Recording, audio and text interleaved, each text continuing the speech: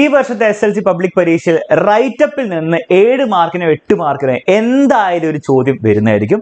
ആ 7ഓ 8ഓ മാർക്കും ഫുള്ളായിട്ട് നേടാൻ, ഒരു മാർക്ക് പോലും അല്ല, അര മാർക്ക് പോലും നഷ്ടപ്പെടാതെ ഫുള്ളായിട്ട് നേടാൻ വേണ്ടിയിട്ട് ഈ വീഡിയോ എന്തായാലും നിങ്ങളെ ഹെൽപ്പ് ചെയ്യും. സോ ഈ വീഡിയോ അവസാനം വരെയും കാണാം. നമുക്ക് റൈറ്റപ്പ് 100% ക്ലാരിറ്റിയോടെ പഠിച്ചെടുക്കാം, കൃത്യമായിട്ട് എഴുതാൻ പഠിക്കാം. ഓക്കെ, പല എക്സാമ്പിൾസും ഞാൻ തരുന്നതായിരിക്കും. ജസ്റ്റ് റൈറ്റപ്പ് ഇങ്ങനെ എഴുതിയാൽ മതി എന്ന് പറഞ്ഞു വിടില്ല.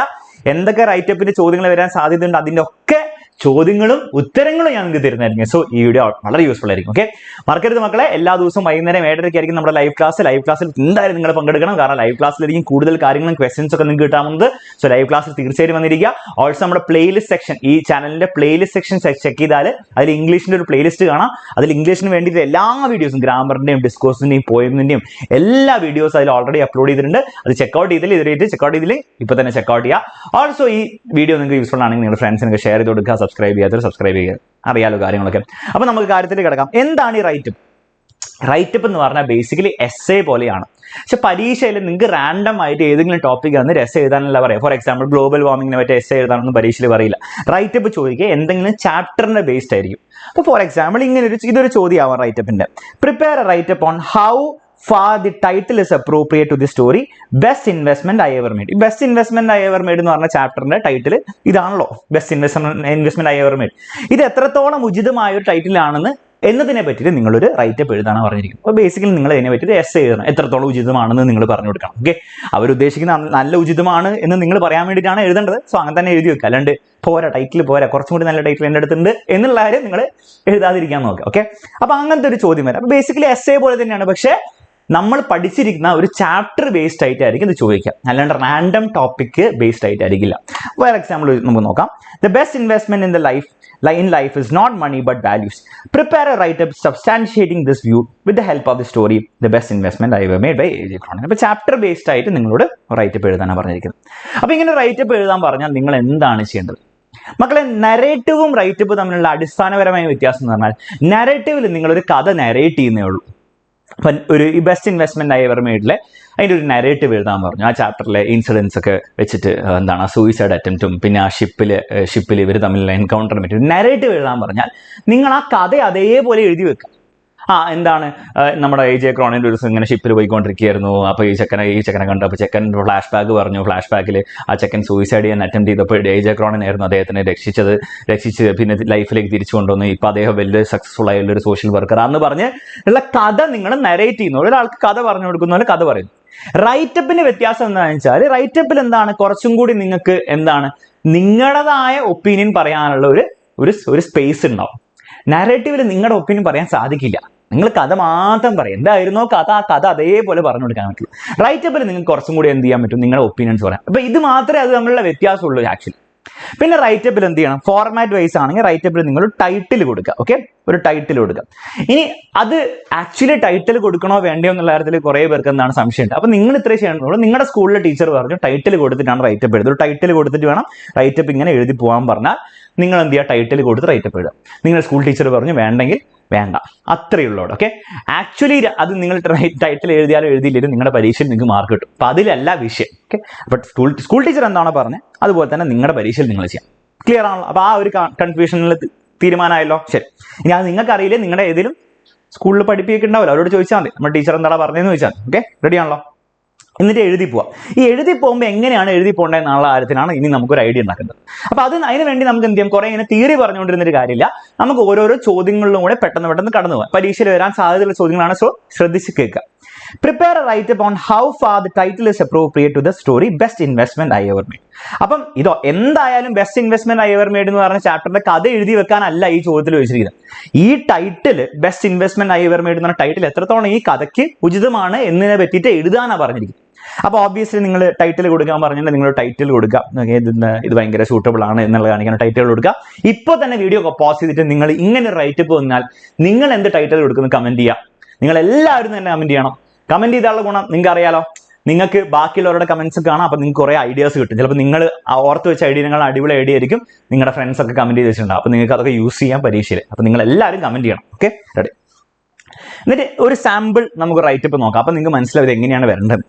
The best investment I ever made is spent by the much celebrated Scottish writer A.J. Cronin. അപ്പോൾ റൈറ്റപ്പ് വരുമ്പോൾ എന്താണ് നിങ്ങൾ എന്ത് ചെയ്യുക, ജസ്റ്റ് ആ കഥയിൽ ആരാണ് എഴുതിയത്, എന്താണ് കഥയിലുള്ള കാര്യങ്ങൾ ജസ്റ്റ് പറയാം. Cronin shares one of his personal experiences with the readers through the story. അപ്പോൾ ആ കഥയെ പറ്റിയിട്ടും കഥയുടെ ഓർഡറിനെ പറ്റിയിട്ടും ആ കഥയിൽ എന്താണ് എന്നുള്ള കാര്യത്തിനെ പറ്റിയാണ് പറയുന്നത്. അപ്പൊ നാരേറ്റീവിൽ ഇത് പറയാൻ പാടില്ല. നാരേറ്റീവിൽ നിങ്ങൾ കഥ വെച്ച് തുടങ്ങാൻ പാടുള്ളൂ. അല്ലാണ്ട് ഇന്ന ഓർഡർ എഴുതിയതാണ്, അതിൽ ഇന്ന കാര്യങ്ങളാണ് വേണ്ട. നിങ്ങൾ നേരെ തുടങ്ങാം, കഥ ഇങ്ങോട്ട് തുടങ്ങാം. The title of the story is the best investment I ever made. Okay. Usually we associate. ഇനി നിങ്ങൾ എന്താണ് കഥ പറയാൻ ചാടിക്കേറി കഥ പറയാൻ തുടങ്ങരുത്. ഈ ടൈറ്റിൽ എത്രത്തോളം ഉചിതമാണ് എന്ന് നിങ്ങളോട് എഴുതാനല്ലേ പറഞ്ഞു, അതിനെപ്പറ്റി എഴുതാനല്ലേ പറഞ്ഞു. അപ്പൊ നിങ്ങൾ അതിനെപ്പറ്റി എഴുതാൻ നോക്ക്. Usually we associate material gain with the word investment. നമ്മൾ സാധാരണ എന്താണ് ഇൻവെസ്റ്റ്മെന്റ് എന്ന് പറഞ്ഞാൽ നമ്മൾ മെറ്റീരിയൽ ഗെയിൻ, അല്ലെ എന്തെങ്കിലും സാധനങ്ങളോ അല്ലെ പൈസ തിരിച്ചു കിട്ടുന്നതിനാണ് നമ്മൾ ഇൻവെസ്റ്റ്മെന്റ് എന്ന് വിളിക്കുക. ശരിയല്ലേ? നമ്മൾ 500 രൂപ ഇട്ടു, 1000 രൂപ തിരിച്ചു കിട്ടി, അതിനാണ് നമ്മൾ ഇൻവെസ്റ്റ്മെന്റ് എന്ന് വിളിക്കുക.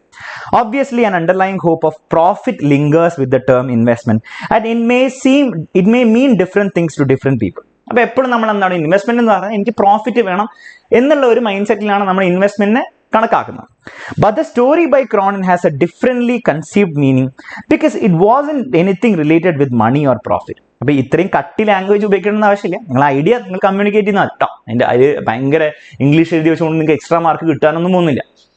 സിമ്പിളായിട്ട് ഐഡിയ വരാം. ഇവർ പറയുന്നത് എന്താണ്, ഈ A.J. ക്രോണിന്റെ ഈ കഥയിൽ എന്താണ് ഇൻവെസ്റ്റ്മെന്റിന് വേറൊരു അർത്ഥമാണ്. പൈസയോ അല്ലെ പ്രോഫിറ്റോ എന്നുള്ള രീതിയിലല്ല ഇൻവെസ്റ്റ്മെന്റ് കാണുന്നത്, വേറൊരു അർത്ഥമാണ്. The author's personal integrity and the values he had imbibed right from the beginning of his life made him what he was.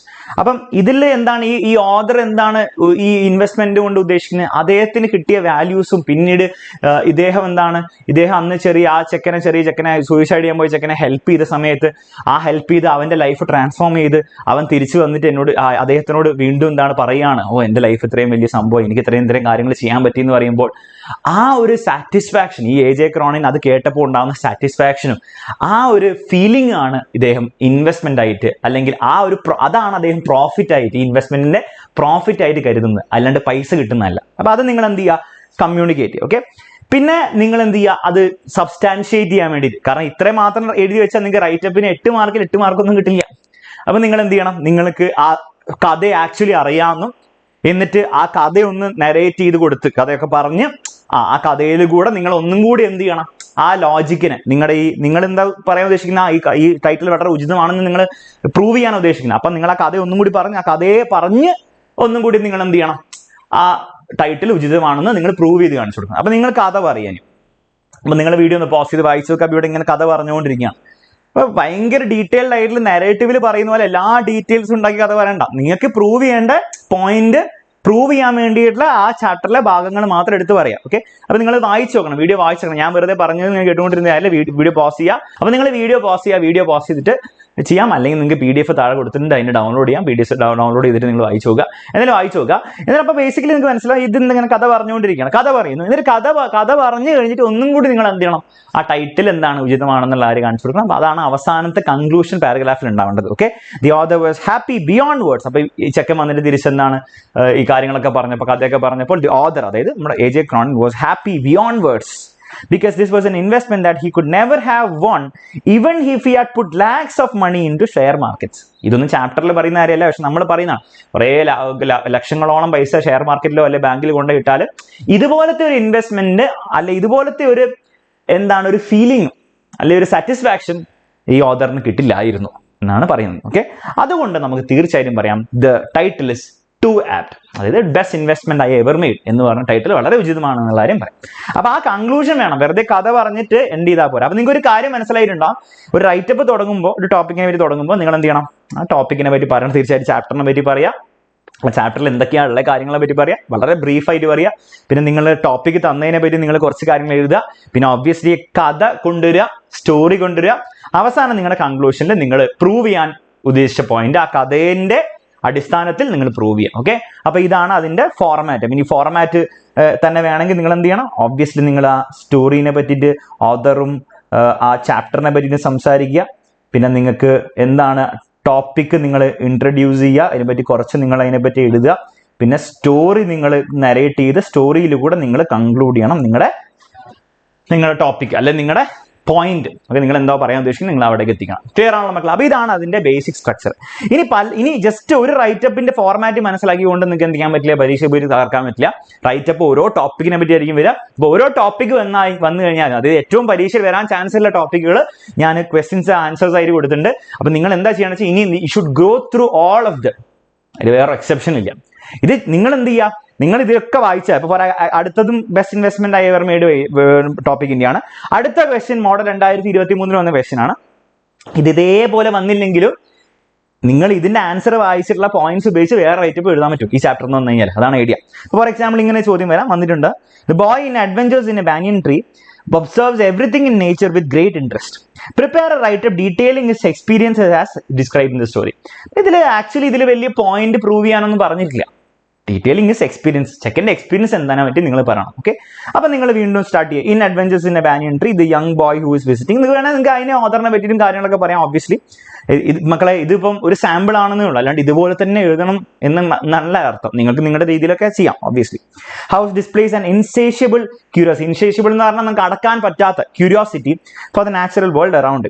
The banyan tree serves as a focal point for his observations and the tree and his inhabitants becomes അല്ലെ became എന്ന് എഴുതാം the boy source of wonder and excitement. അപ്പോൾ ഈ കാര്യങ്ങളൊക്കെ പറയുന്നു. ആ ചെക്കൻ എന്താണ് അവിടെ ചെയ്തത്. ബേസിക്കലി നേച്ചറുമായിട്ട് ഭയങ്കര അടുപ്പത്തിലായിരുന്നു. ആ ബാനിയൻ ട്രീ ആയിരുന്നു ചെക്കൻ്റെ മെയിൻ സ്പോട്ട്. അവിടുത്തെ ക്രീച്ചേഴ്സും സ്പിരിൽസ് ഒക്കെ നിങ്ങൾക്ക് അത് നിങ്ങൾ കുറച്ചും കൂടി ഡീറ്റെയിൽ ഇൻഹാബിറ്റൻസ് ഒന്നും പറയേണ്ട ആവശ്യമില്ല. അവിടുത്തെ സ്പിരിൽസും അവിടുത്തെ ആനിമൽസ് ഒക്കെ ആയിരുന്നു അദ്ദേഹത്തിന്റെ അല്ല ചെക്കൻ്റെ മെയിൻ അട്രാക്ഷൻ എന്ന കാര്യങ്ങളൊക്കെ പറയാം. എന്നിട്ട് നിങ്ങൾ എന്ത് ചെയ്യുക, അപ്പോൾ ബേസിക്കലി നമ്മൾ ആ ഇൻട്രൊഡക്ഷൻ കൊടുത്തു. ആ ചാപ്റ്ററിനെ പറ്റിയുള്ള ഇൻട്രൊഡക്ഷൻ നിങ്ങൾ എന്ത് ചെയ്ത് കൊടുത്തു. ഓൾസോ നിങ്ങൾ ടോപ്പിക്കിന്റെ ഇൻട്രൊഡക്ഷൻ ഇവിടെ തീർത്തു. ശരിക്കും പറഞ്ഞാൽ ടോപ്പിക് എന്തായിരുന്നു, ചെക്കൻ്റെ ലവ് ഫോർ നേച്ചർ അല്ലെ നേച്ചറിനോടുള്ള ഒരു പ്രത്യേക ഇൻട്രസ്റ്റിനെ പറ്റി എഴുതാനാണ് പറഞ്ഞിരിക്കുന്നത്, എക്സ്പീരിയൻസിനായിട്ട്. അപ്പോൾ തീർച്ചയായിട്ടും നിങ്ങൾ അത് ഇൻട്രൊഡ്യൂസ് ചെയ്തു. പിന്നെ നിങ്ങൾ കഥ സ്റ്റാർട്ട് ചെയ്യുക. As a story begins the boy is introduce with the banyan tree. സ്ക്വിരലിനെ പറ്റി പറയുന്നു. അപ്പോൾ സ്ക്വിരലിനെ പറ്റി കഥ നിങ്ങൾ അറിഞ്ഞിരിക്കണം. പിന്നെ എന്താണ് അങ്ങനെ പോയി പിന്നെ എന്താണ് അവർ മോങ്കൂസും കോബ്രയും തമ്മിലുള്ള അടി ഉണ്ടായി, അതിനെപ്പറ്റി പറയുന്നു. അതിൽ മൈനയും ക്രോയൊക്കെ ഇൻവോൾവ് ചെയ്തതിന്റെ കാര്യത്തിനെ പറ്റിയൊക്കെ നിങ്ങൾ പറയുന്നു. ലേറ്റർ എന്താണ് കഥ കാക്കയുടെ മൈനേന്റെ കാര്യമൊക്കെ പറയുന്നു. പോയി boy has a chance to encounter with has a chance encounter with a pair of white squirrels. ആ വൈറ്റ് സ്ക്വിരലും കാര്യം പറയുന്നു. അപ്പോൾ അപ്പൂപ്പൻ കയറി എന്ന് പറയുന്നു ഇത് നമ്മുടെ വീട്ടിലുള്ള വെള്ള എലിയുടെ മക്കളായിരിക്കുന്ന കാര്യങ്ങളൊക്കെ പറയുന്നു. അങ്ങനെ പറഞ്ഞ് ബേസിക്കലി ആ ചെക്കൻ്റെ എക്സ്പീരിയൻസിന് വേണ്ടി പറയാൻ പറഞ്ഞിരിക്കുന്നത്. അപ്പോൾ എക്സ്പീരിയൻസ് സീക്വൻഷ്യൽ ആയിട്ട് പറയണം. അപ്പൊ അതിനൊരു സീക്വൻസ് ഉണ്ടാണ്. ചാടിക്കയറി ആദ്യം തന്നെ എന്താണ് അവസാനം നടന്ന വൈറ്റ് സ്ക്വിരലിനെ പറ്റിയിട്ടും അപ്പൂപ്പൻ പറഞ്ഞതിനെ പറ്റിയും ആദ്യം പറയരുത്. അതിന്റെ സീക്വൻസിൽ തന്നെ പറയണം.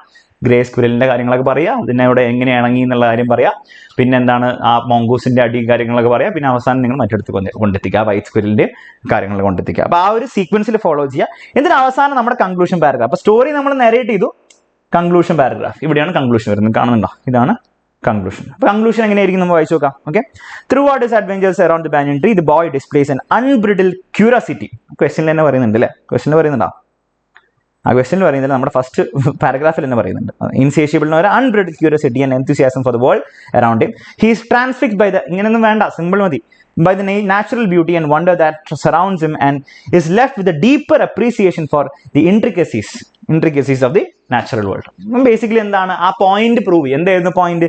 ചെക്കൻ നേച്ചറിൽ ഭയങ്കര ഇൻട്രസ്റ്റഡ് ആണ് എന്നുള്ള കാര്യം നിങ്ങൾ പോയിന്റ് പ്രൂവ് ചെയ്ത് കഴിഞ്ഞ കാരണം എന്താണ്? കണ്ട, ഇത് മൊത്തം പറയുന്നത് എന്താണ്?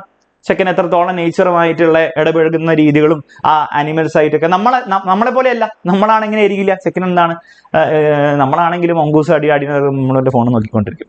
ചെക്കൻ എല്ലാതും ഇതൊക്കെ ഒബ്സർവ് ചെയ്ത് അതിനെ പറ്റിയിട്ടൊക്കെ ആലോചിച്ച് പിന്നെന്താണ് മറ്റേ വൈറ്റ് സ്ക്വിരലിനൊക്കെ തേടിപ്പോയി അത് കണ്ടുപിടിച്ച്, മനസ്സിലായില്ല? അപ്പൊ അതൊക്കെ നിങ്ങൾ എഴുതി കാണിച്ചു കൊടുത്തു, അതൊക്കെ പറഞ്ഞിട്ട് അവസാനം നിങ്ങൾ കൺക്ലൂഡ് ചെയ്യും.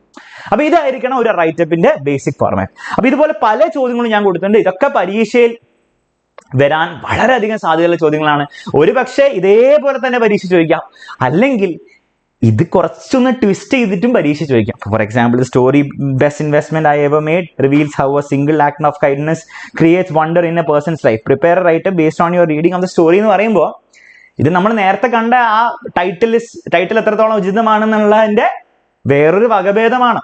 അല്ലാണ്ട് കംപ്ലീറ്റ്ലി ഡിഫറെന്റ് കാര്യമൊന്നുമല്ല. അതിൽ പറഞ്ഞ പല കാര്യങ്ങളും ഇവിടെടുത്ത് ഉപയോഗിക്കാൻ പറ്റും. ജസ്റ്റ് ആ സ്റ്റാർട്ടിങ്ങും എൻഡിങ്ങും മാത്രം മാറ്റിയാൽ മതി. അപ്പൊ ഇങ്ങനെ ഇതാണ് റൈറ്റപ്പിന്റെ ഗുണം. അപ്പൊ റൈറ്റപ്പ് നിങ്ങൾ ഇപ്പൊ ഈ ചോദ്യത്തിന്റെ ആൻസർ ഞാൻ കൊടുത്തിട്ടുണ്ട്. അപ്പൊ നിങ്ങൾ ഇത് വായിച്ച് പഠിക്കണം, ബൈഹാർട്ട് പഠിക്കുകയല്ല. ഇതിൽ എന്തൊക്കെ പോയിന്റ്സ് ആണ് പറയുന്നത്, എങ്ങനെയാണ് ഇതിന്റെ ആൻസർ അറേഞ്ച് ചെയ്തിരിക്കുന്ന കാര്യം നിങ്ങൾ വായിച്ച് മനസ്സിലാക്കണം. ബൈഹാർട്ട് പഠിക്കേണ്ട ആവശ്യം, മനസ്സിലാക്കിയുള്ള ഗുണം എന്താണ്? നിങ്ങൾ ഈ കാര്യങ്ങളൊക്കെ നിങ്ങളുടെ തലയിൽ കിടക്കും. എന്നിട്ട് പരീക്ഷ ഹാളിൽ പോകുമ്പോൾ നിങ്ങൾ വീണ്ടും ഉണ്ടാക്കേണ്ട ആവശ്യമില്ല. അല്ലെങ്കിൽ നിങ്ങൾ പോയിന്റ് ആയിട്ട് വീണ്ടും ഉണ്ടാക്കണം. ഇതതിൻ്റെ ആവശ്യമില്ല. നിങ്ങൾക്ക് ഓൾറെഡി പോയിന്റ്സ് നിങ്ങളുടെ മനസ്സിലുണ്ട്. ആ ഇൻട്രൊഡക്ഷനും കൺക്ലൂഷനും ഒന്ന് നിങ്ങളുടെ രീതിയിൽ ആ ചോദ്യത്തിനനുസരിച്ച് ഒന്ന് മാറ്റിയാൽ മതി. പല ചോദ്യങ്ങളും പരീക്ഷയിൽ ഓൾറെഡി വന്നത് ഞാൻ കൊടുത്തിട്ടുണ്ട്. ഇനി ഇതും ഇതേപോലെ തന്നെ പരീക്ഷയിൽ വരാൻ സാധ്യതയുണ്ട്. അപ്പൊ സത്യജിത് റേ ചാപ്റ്റർ അല്ലെ, പ്രൊജക്ട് ടൈഗർ എന്നുള്ള ഒരു ചോദ്യം കൊടുത്തിട്ടുണ്ട്, അതിന് ആൻസറും കൊടുത്തിട്ടുണ്ട്. അടുത്തെന്താണ്, ഇത് എവിടുന്ന വന്നിട്ട് ആഡ്വഞ്ചേഴ്സിന്റെ ബാനിയൻ ട്രീന്റെ വേറൊരു ചോദ്യം, അതിന്റെ ആൻസറും കൊടുത്തിട്ടുണ്ട്. The danger of single story important ആയിട്ട് റൈറ്റ് അപ്പിന് അതിന്റെ ചോദ്യവും അതിന്റെ ആൻസറും കൊടുത്തിട്ടുണ്ട്. അങ്ങനെ പല ചോദ്യങ്ങളും അതിന്റെ ആൻസേഴ്സ് കൊടുത്തിട്ടുണ്ട്. ചിലത് ഞാൻ നിങ്ങൾക്ക് പ്രാക്ടീസ് ചെയ്യാൻ വേണ്ടി തന്നിട്ടുണ്ട്. ഓക്കെ, അപ്പം നിങ്ങൾ പറ്റുമെങ്കിൽ എന്ത് ചെയ്യാം, ഈ വാങ്കയുടെ സ്റ്റോറിന്റെയും പിന്നെ സത്യജിത് റേയുടെ വേറൊരു പിന്നെ വേറൊരെണ്ണം കൂടി തന്നിട്ടുണ്ട്. അറ്റ്ലീസ്റ്റ് നിങ്ങൾ എന്ത് ചെയ്യുക, ഈ വാങ്കയുടെ കൂടി നിങ്ങളൊന്ന് പ്രാക്ടീസ് ചെയ്യുക. നിങ്ങൾ സ്വന്തമായിട്ട് എഴുതിയിട്ട് ഒന്ന് പ്രാക്ടീസ് ചെയ്യുക. ഇത്രയും നിങ്ങൾ ചെയ്തു കഴിഞ്ഞാൽ റൈറ്റപ്പ് എങ്ങനെ വന്നാലും എന്ത് രീതി വന്നാലും ഒരു ബുദ്ധിമുട്ടില്ലാണ്ട് നിങ്ങൾക്ക് എഴുതാൻ പറ്റും. എല്ലാവർക്കും റൈറ്റപ്പ് എഴുതാൻ പറ്റും, കഥ അറിയുന്ന എല്ലാവർക്കും റൈറ്റപ്പ് എഴുതാൻ പറ്റും. പക്ഷെ എത്രത്തോളം പരീക്ഷയിൽ നിങ്ങൾക്ക് പെട്ടെന്ന് എഴുതാൻ പറ്റുമോ, ക്വസ്റ്റ്യൻ വരുന്നു, നിങ്ങളുടെ മനസ്സിൽ ഐഡിയാസ് വരുന്നു, പെട്ടെന്ന് നിങ്ങൾക്ക് എക്സിക്യൂട്ട് ചെയ്യാൻ പറ്റുമോ, അത്രത്തോളം സമയം നിങ്ങൾ എന്ത് ചെയ്യും മക്കളെ, നിങ്ങൾ ലാഭിക്കും. അടുത്ത ചോദ്യങ്ങളിലേക്ക് നിങ്ങൾക്ക് എന്ത് ചെയ്യാം, വേഗം കടന്നു പോയിട്ട് പരീക്ഷ ടൈം വളരെ കുറഞ്ഞ സമയം കൊണ്ട് നിങ്ങൾക്ക് എന്ത് ചെയ്യാം, എഴുതിയെടുക്കാൻ പറ്റും. അപ്പോൾ ഈ വീഡിയോ യൂസ്ഫുൾ ആയി വിചാരിക്കുന്നു. തീർച്ചയായും നിങ്ങൾക്ക് യൂസ്ഫുൾ ആണ്. നിങ്ങൾ വീഡിയോ ഷെയർ ചെയ്യുക, നിങ്ങളുടെ ഫ്രണ്ട്സിനൊക്കെ അയച്ചു കൊടുക്കുക. അവർക്കൊക്കെ നല്ല യൂസ്ഫുൾ ആയിരിക്കും ഇത്. അപ്പോൾ എന്ത് ചെയ്യുക, മാക്സിമം ഷെയർ ചെയ്ത് കൊടുക്കുക. അത്രയും എനിക്ക് പറയാനുള്ളൂ. ലൈക്ക് ചെയ്യാൻ താല്പര്യമുണ്ടെങ്കിൽ ലൈക്കും കൂടി ചെയ്ത് വെക്കുക. ഓക്കെ, അത്രയേ ഉള്ളൂ. Bye bye, take care. മറ്റൊരു വീഡിയോ നമുക്ക് വീണ്ടും കാണാം.